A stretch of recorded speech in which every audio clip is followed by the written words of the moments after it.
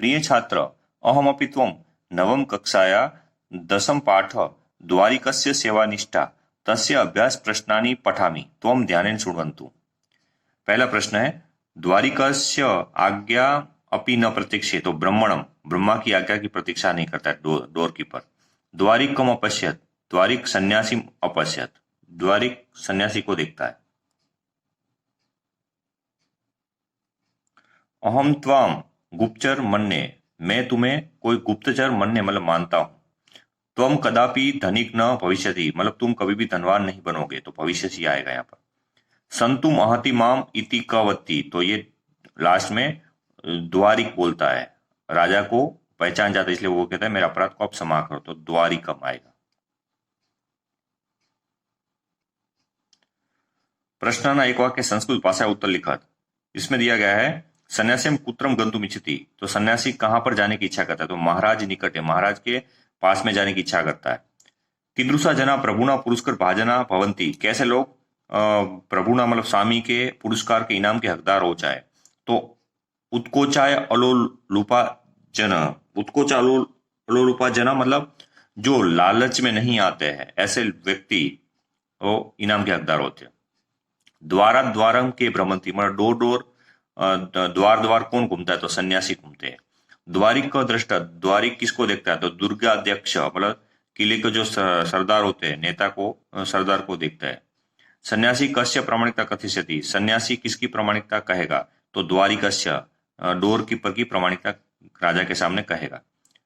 उसके बाद है क्रुदंता प्रकार निर्दिष्ट प्रकार लिखत, मतलब इसमें क्रुदंत में आपको जो पीडीएफ में मैंने भेजा है कि जब भी कोई भी धातु को गंतुम, पठितुम, लिखितुम, मतलब पीछे तुम प्रत्यय आना चाहिए, तुम प्रत्यय आने से जैसे गंतुम में भी है तो ये हेतवर्थ कुदंत ही होगा, तो आपको लिखना है तो उसका नाम खाली लिखना है, हेतवर्थ कुदंत, कुदंत बनाना नहीं है।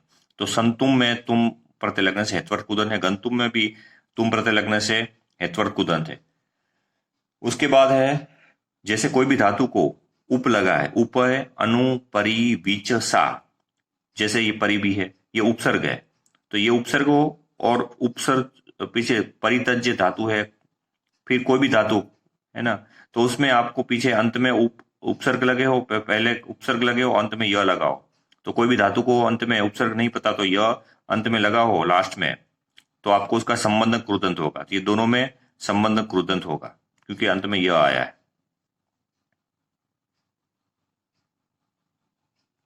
उसके बाद है वाक्यानि हस्तन भूतकाले परिवर्तित, मतलब वाक्य को भूतकाल में पीछे का जो वर्ड होगा वो भूतकाल में चेंज हो जाएगा, जैसे त्वम धनी का भविष्य का हो जाएगा अपवा हो जाएगा। फिर वयम मनेसु वसाम की जगह अवसाम हो जाएगा। कपि रात्रो न प्रविशति, ये पूरा भूतकाल में ही है वाक्य, तो वही का वही आएगा। अहम त्वाम गुप्तचर मन्ये, तो अहम त्वाम गुप्तचर अमन्य आएगा, यहाँ पर अमन्य हो जाएगा, तो ये आप देख सकते हो। उसके बाद है समास प्रकार लिखा, ये आपको मैं पीडीएफ में भेजूंगा समास, तो अंडरलाइन की गई है उसका समास है सेवानिष्ठा, तो सप्तमी तत्पुरुष समास होगा। दुर्गाध्यक्ष, जब भी विसर्ग आता हो तो ये दुर्गाध्यक्ष, तो षष्ठी तत्पुरुष समास होता है। महाराज निकटे, तो महाराज निकटे का कर्मधारी समास होगा। पुरस्कार भाजनानी, तो ये आपका षष्ठी तत्पुरुष समास होगा। उसके बाद है शब्द रूप परिचय, शब्द रूप अर्थात विभक्ति को शब्द रूप कहा जाता है। तो कंदरेशु में कंदर शब्द है, तो पीछे कंदर आ रहा है, तो ये अकारांत और अकारांत है, और पुल्लिंग और नपुंसकलिंग है, और सु प्रत्यय लगा रामेशु बालेशु, तो सु प्रत्यय लगने सप्तमी बहुवचन होगा ये। गुप्तचर में गुप्तचर शब्द है, अकारांत है क्योंकि गुप्तचर आ रहा है तो अकारांत है, और पुल्लिंग है, और म हलंत वाला लगा हुआ है, कोई भी शब्द को म हलंत वाला लगता है तो द्वितीय एक वचन होगा। ये विभक्ति का आपको टेबल दिए तो आपको लर्न कर लें तभी पता चलेगा इसका। उत्कोचाय, तो उत्कोचाय में य प्रत्यय लगा हुआ है इसलिए चतुर्थ विभक्ति होगी, तो उत्कोचा, उत्कोच शब्द है, और उत्कोच आ रहा है तो अकारांत है, अकारांत पुल्लिंग है, और ये आपकी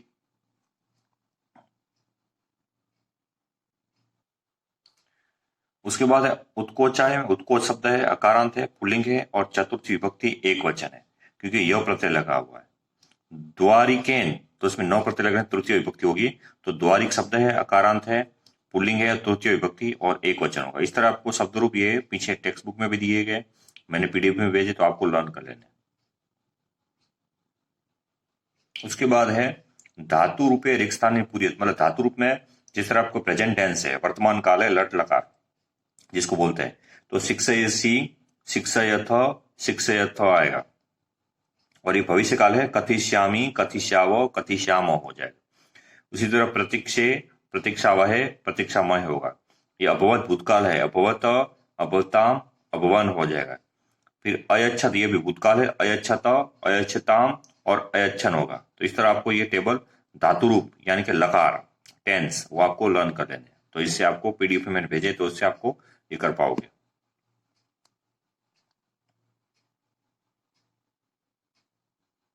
उसके बाद है प्रदत्ताना शब्दों प्रयोज्य वाक्य निरचित, मतलब ये आपको विभक्ति लकार के अनुसार ही आपको ये सेंटेंस बनाने हैं।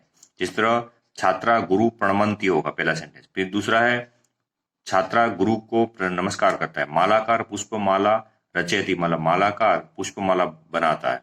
गणेश कलमेन लिखंती, मतलब गणेश कलम से लिखता है। कुसुमानी उद्याने विकसंती, मतलब फूल गार्डन में खिलते हैं, विकसंती में खिलना। द्वारिक राजप्रसादम प्रविशति, द्वारिक राज महल में प्रवेश करता है। तो इसी तरह आपको ये धातु और लकार के जरिए और विभक्ति के जरिए आप पूरा सेंटेंस बना सकते हो। इसको लर्न करना पड़ेगा।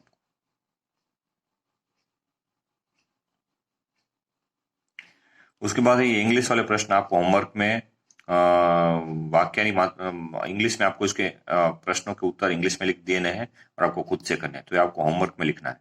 तो यहाँ आपका 10वां चैप्टर खत्म होता है। तो आप अपनी शेड्यूल में लिखे और इसके प्रश्न अच्छी तरह समझ के इसको लर्न कर ले।